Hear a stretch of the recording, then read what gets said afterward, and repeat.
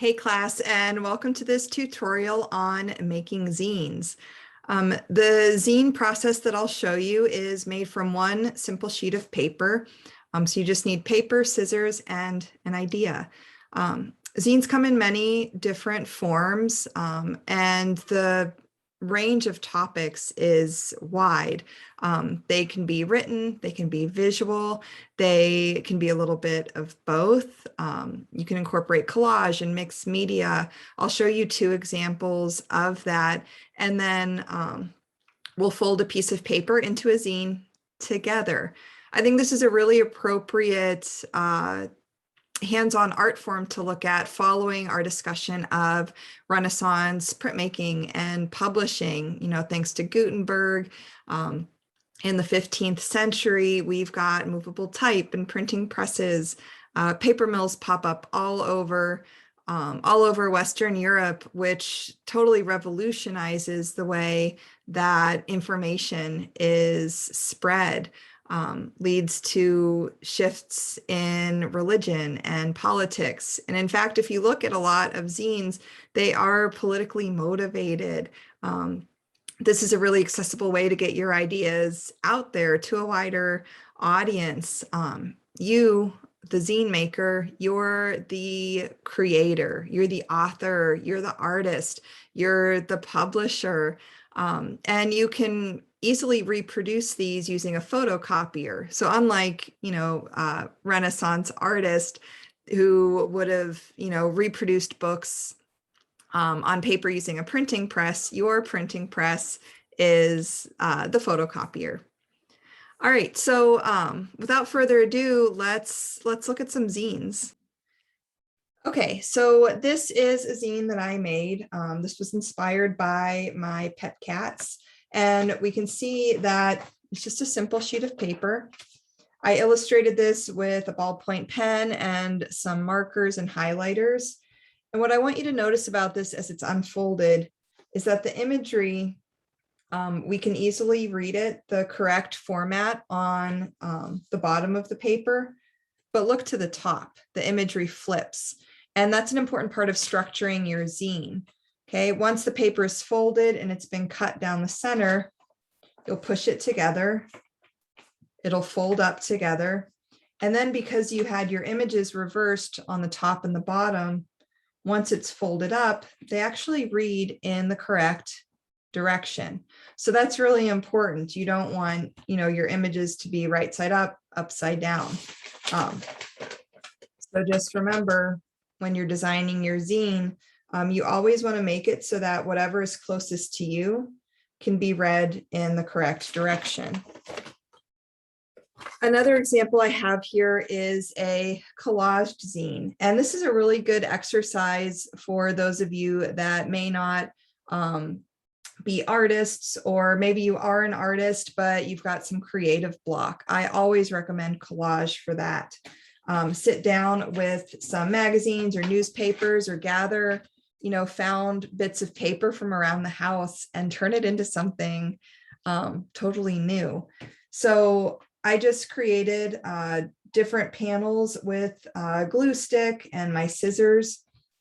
And admittedly, this one was a little bit more difficult to fold. You can see a little bit of additional creasing on the front and back cover. And that's just because the paper was a little bit thicker once everything was glued together. All right, so how do we make this? You need a sheet of paper. Okay, just one regular sheet of paper, and you're going to fold it in half along the length and line up the corners. Hold your finger down at each corner and then take your thumbs down the center of the page and out. And by doing that, it ensures that your edges stay flush and that you push the crease out and it stays nice and flat. Unfold it, turn it tall, and fold it in half again.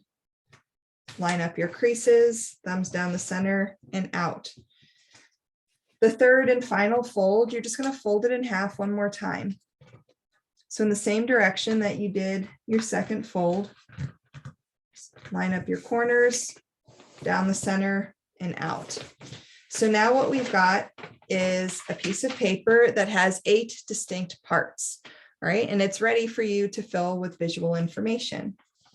So what you'll do is fold it in half like a greeting card. And with the open side facing away from you, you're going to cut along that crease. So I'm just going to mark it for demonstration purposes, but you'll be able to see the fold. Cut along the crease and stop when you reach that first horizontal crease. So what happens here is that now you've got the hole, and that hole is going to allow you to grasp the edges, okay, pinch them with your fingers, push it together, and then let those pages just sort of fall into place. It's going to tell you which way it wants to fold. And then what you can do from here, once it's all in place, is just give an additional crease with the barrel of your pen or your pencil.